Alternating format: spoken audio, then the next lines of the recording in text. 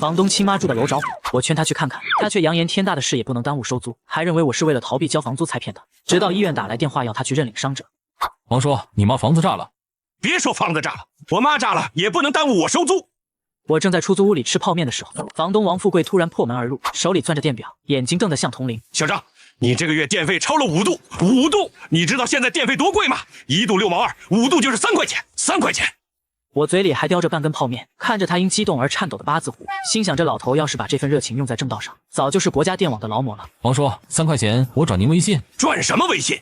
微信提现还要手续费，你给我现金，3张1块的，不要硬币，硬币沉，我口袋受不了。我从钱包里抠出3块钱纸币，他接过去对着灯光照了照，确认不是假钞后，才小心翼翼地塞进内兜。他的内兜有个拇指粗的大洞，我曾亲眼看见过硬币从里面露出来。小张，不是我说你，你们年轻人就是不会过日子。空调开26度不行啊，非要开25度，1度电差多少钱你知道吗？1度电差6毛2。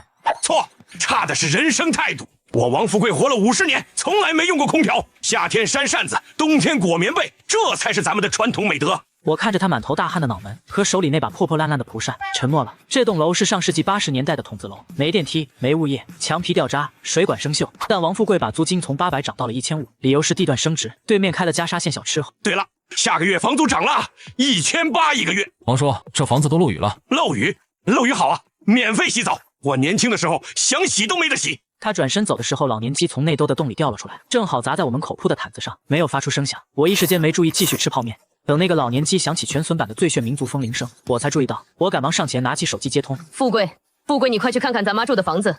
邻居说咱妈做饭的时候锅子突然炸了。我一听是房东的大姐，于是赶忙回应会转达给王富贵。王爱民跟我道谢后就挂断了电话，估计是在开车赶来的路上。我立刻穿上衣服，拿着王富贵的手机跑下楼，想要告诉他亲妈的房子被炸了的事。当我追上王富贵的时候，他正站在3楼拐角处，跟另一个租户老李这个月晚交了3天房租。王富贵正指着他的鼻子骂：3天？你知道3天利息多少钱吗？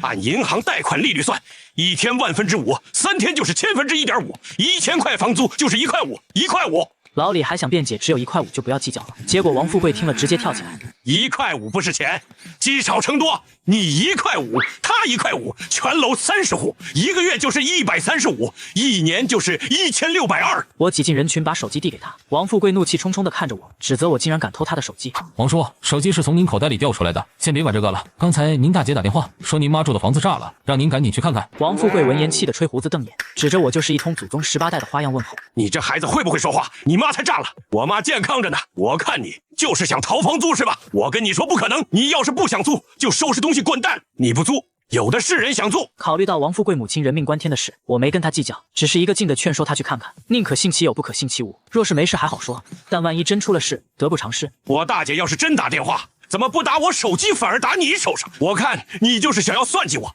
等我一走，你好收拾东西跑路。不是啊，王叔，我刚才跟您解释了，手机是您自己掉在我门口的，我追下来也只是为了……编，继续编。你们这些年轻人为了逃租什么谎都撒。上个月2楼的小刘说他奶奶去世了，要请假回老家，结果呢，我去他老家一查，他奶奶5年前就死了。他越说越激动，八字胡直哆嗦，手指几乎抽到我脸上。我告诉你，天大的事也不能耽误收租。我妈那房子是老小区，物业会处理。我要是走了，你逃租怎么办？王富贵的嗓门一向很大，现在抓着我一通责骂，引来不少围观邻居。王富贵看到有人眼珠子一转，立刻开始给众人招手。来，你们都听听，都看看，这个小张为了逃租，竟然敢诅咒我妈，还说我妈的房子炸了，这种人的良心简直被狗吃了。所以我打算给他下个月房租涨2000，不，2200。周围的邻居一副事不关己高高挂起的模样，我百口莫辩。没想到王富贵的母亲都这样了，她竟然满心满眼还想着收租的事。王叔，我不会逃租的，但是您这随意涨房租是不是过分了？当初合同上写的可是1500。再说了，我刚才真的接到了您大姐打来的电话，您要是不相信的话，就打回去问问。王富贵估计是见我态度比较诚恳，周围的邻居又看热闹，不嫌事大，都撺掇他打电话问问。于是他便当着大家的面打给了王爱民。要是我妈没事，你就等着赔我精神损失费吧。全损版的最炫民族风响了40多秒，一直没人接。王富贵的脸色也越来越黑，他现在完全认定了我就是在骗他。张旭，你个臭不要脸的！我妈要是出事了，我姐电话不可能打不通。我看你就是在骗我。不是，他可能是在开车，腾不出手。我话音未落，王富贵的电话又响起一阵铃声，他看了一眼陌生来电，刚想挂断，被我抢先一步接通了。你好，请问是刘娇女士的家属吗？刘娇女士因为大面积烧伤，现在正在抢救中，您现在赶紧来一趟医院。我好心提醒房东他妈妈住的房子炸了，房东却反手甩了我一巴掌，还说我诅咒他母亲要告我。直到房东的大姐打来电话，他才追悔莫及。因为他的老年机音量极大还漏音，所以在场的所有人都听得清清楚楚。王富贵的脸色刷一下就变了，他一把抢过手机就要走，刚走2步又回来拽上了我。你跟我一起去。妈，哎呦我的妈妈！您说您怎么好好的突然就出事了？您要是走了我可怎么办呢？见王富贵一个劲的哀嚎，哭得上气不接下气，我也有些于心不忍，于是想着宽慰一下王叔，你也别太伤心，说不定现在还有救呢。你这是什么意思？我妈都这样了，我还不能伤心了？都怪你！要不是你诅咒我妈出事，她老人家现在也不会被裹成这样，都成木乃伊了。王富贵哭得厉害，医院的医生护士怎么拉都拉不开，甚至太过伤心都没听到医生说这不是刘娇。王叔，你先别哭了，这不是你妈。不是你妈，你这年轻人怎么这么恶毒啊？我妈都这样了，你竟然还想误导我，不让她老人家安息？你明天不，你一会儿就搬东西滚出我的房子，我绝对不会租给你这种丧良心的人。不是王叔，刚才医生说了，这个浑身绷带的不是你吗？是人家的吗？王富贵被我这番话气得血压直逼180，他当即甩了我2巴掌。你说的这都是什么屁话？是不是我妈我这个亲儿子还认不出来吗？你个外人在这说三道四的，到底想干什么？你给我滚！你的房租我不要了，你现在立刻马上滚！我没想到我好心劝解王富贵竟然就是这么对我。正在我心灰意冷的时候，推车上浑身绷带的患者家属哭着跑了过来。妈，您怎么烧成这样啊？您这让我可怎么活啊？王富贵一愣，对方也明显一愣，还以为是自己母亲的朋友。这位大哥，您是我妈的朋友对吧？谢谢您专门跑一趟看我吗？医生逮着机会赶忙说明情况，王富贵这才反应过来，推车上的不是刘娇。王富贵看向我怒不可遏，你这个完蛋玩意儿，刚才不知道拦着我吗？就知道在旁边看我的热闹，你是不是找死？我刚才跟你说了。你说个屁，白白浪费我的感情，这些我通通都会给你算进房租里的，少1分你就给我滚蛋！王富贵在医院里指着我的鼻子破口大骂，周围的医护人员劝说，他连带着指着对方一起骂。你算什么东西？老子教育自己的租户，你插什么嘴？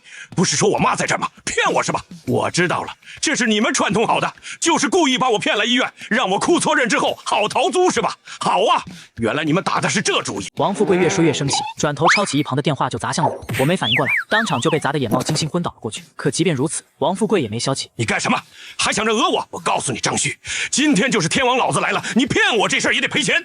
还有你的房租，以后涨到2500一个月，你要是还想继续租，就给我交钱，否则的话，我现在就回去把你的东西全都打包送到废品回收卖了。周围的医生护士看到我倒地头上，还冒着血立刻围了上来。王富贵看形势不对还想跑，被医生叫来的保安给拦了下来。保安，这个人打了人还想跑，给他送到护卫队去。王富贵一听要给自己送进护卫队，当场急得直跳脚。松开我！松开！你们干什么？你们仗势欺人是不是？你们都跟那个张旭串通好了是吧？我就知道这种人心肠歹毒的很，我要告你们，我要告护卫队，把你们都抓起来。我被送到手术室里救治，好在伤口不深，没过多久我就清醒了过来。睁眼我就看到王富贵正恶狠狠地看着我。张旭，都是因为你，我被送进护卫队教育了好久，这笔账咱俩没完。还有你的医药费，你必须10倍赔偿我，还得赔我精神损失费、骗取眼泪费、被冤枉费。我刚从昏迷清醒，还没反应过来，就被王富贵指着鼻子索要了一堆费用，眼下有些哭笑不得。王叔，都这种时候了，你怎么还在计较这些钱？你到底要钱干嘛用啊？要钱怎么了？这都是你欠我的，你就该赔。我会一直盯着你，你别想跑。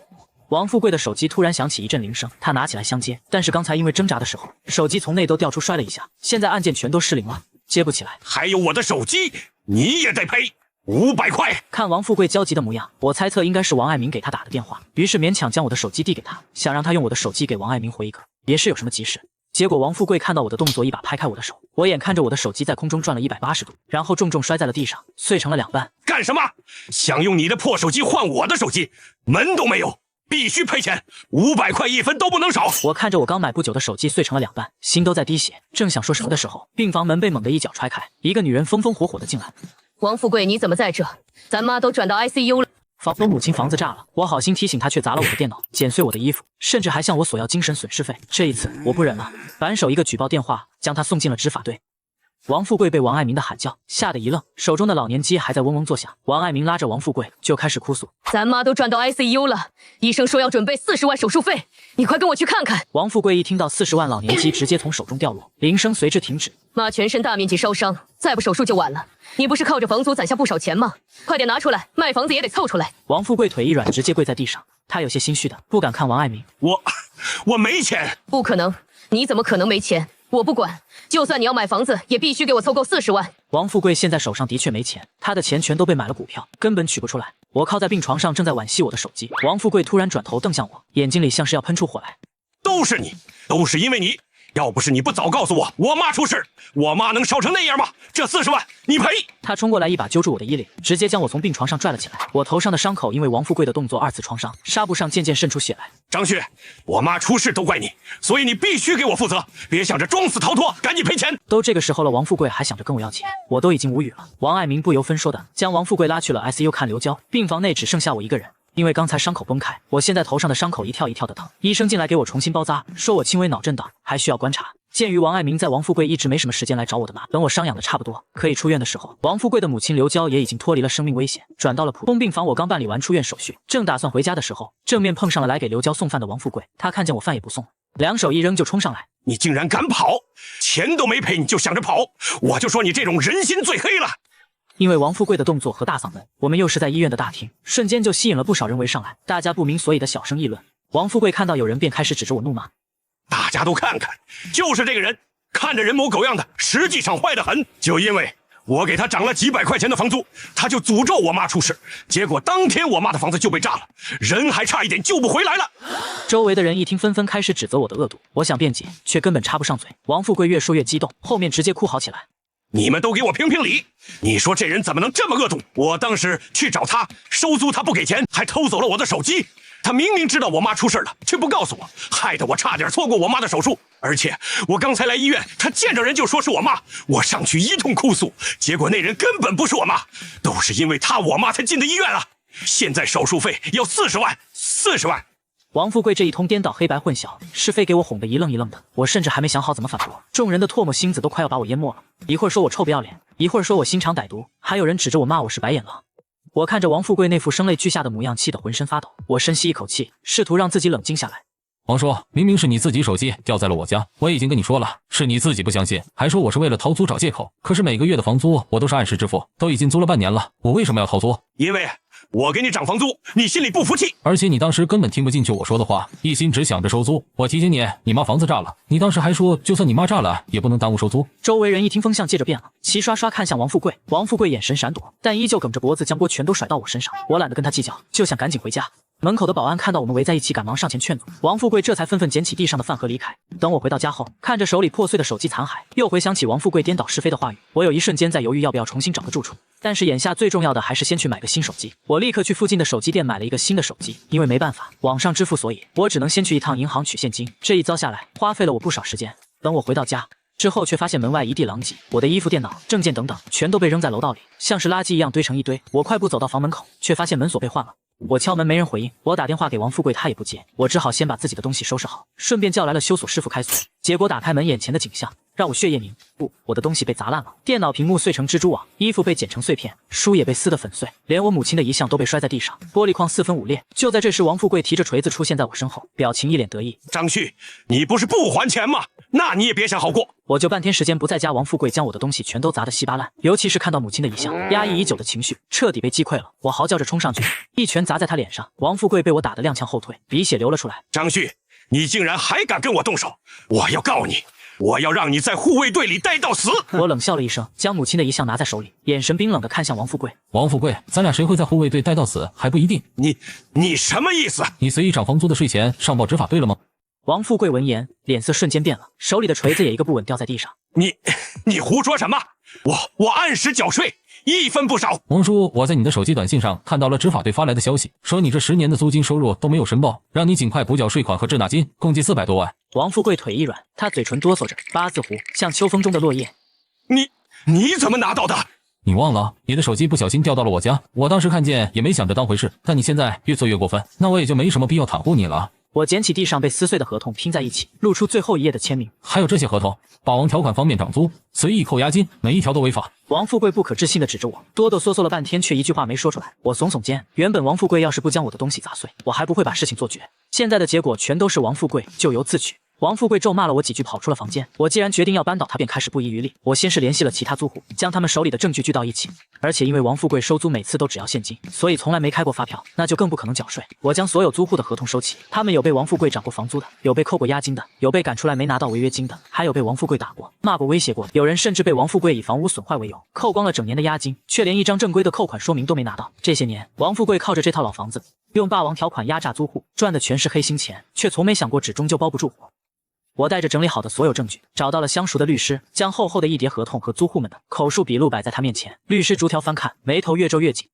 这些合同里的条款全是典型的格式霸王条款，单方面涨租，无理由扣押金，全都违反规定。更何况他10年租金收入未申报缴税，数额高达400多万，这已经不是简单的民事纠纷，而是涉嫌偷税漏税了。律师的话让我彻底吃了定心丸。我按照律师的建议，先将王富贵偷税漏税的线索和初步证据实名举报到了执法队，又联合所有租户向法院提交了诉讼，要求王富贵退还违规扣除的押金，补缴多收的租金，并承担相应的违约责任。而王富贵此时正在医院里哼着小曲，等着我乖乖给他打钱。张旭，你别以为我不知道你昨天说的那些话都是哄我的，我这根本就没收到什么执法队发来的短信。你现在欠我房租、精神损失费、误工费、房子装修费等等，加起来一共80万。3天内你就给我把钱装在箱子里拿给我，不然我一定会让你后悔。没有短信是因为他换了个手机号，所以看不到之前的短信，但我并没有告诉他这件事。执法队的效率很快，接到举报后立刻展开调查。工作人员先是联系王富贵，要求他提供近10年的租金、收入流水和纳税证明。王富贵接到电话的时候还梗着脖子辩解，但是因为他自己做贼心虚，支支吾吾的拿不出任何凭证。我这都是自己家的老房子，你们凭什么跟我要钱？我看你们也是张旭找来糊弄我的。我告诉你们，想从我手里偷钱没门儿。可执法队早已调取了他的银行流水，哪怕他大多收的是现金，可这些年零星的转账记录，再加上租户们的集体证言，足以形成完整的证据链。他们当即派人到医院抓捕了王富贵。王爱民看到王富贵被抓，还在医院里疯狂撒泼打拒，但被医院保安送去了护卫队。被带回执法队后，王富贵起初还嘴硬，拒不承认自己偷税漏税的事实。可当执法人员将租户的证言、银行流水还有他手机里那条未读的缴税通知摆在他面前时，他瞬间像泄了气的皮球，瘫坐在审讯椅上，嘴唇哆嗦着，再也说不出一句辩解的话。铁证如山，王富贵无从抵赖，只能低头认错。执法队依法对他作出处罚，要求他限期内补缴10年间未申报的400多万租金税款，还有高额的滞纳金。另外因偷税漏税情节严重，又处以了税款1倍的罚款，3项加起来足近1000万。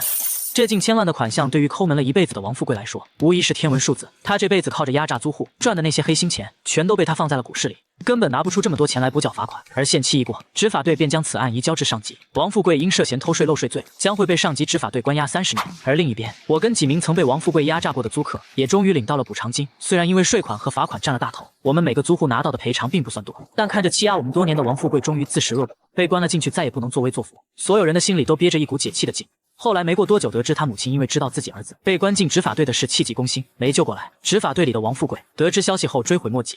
善恶终有报，天道好轮回。但凡王富贵想过留下一线生机，故事的结尾也不至于变成这副模样。所以还是要劝告大家，得饶人处且饶人，但行好事莫问前程。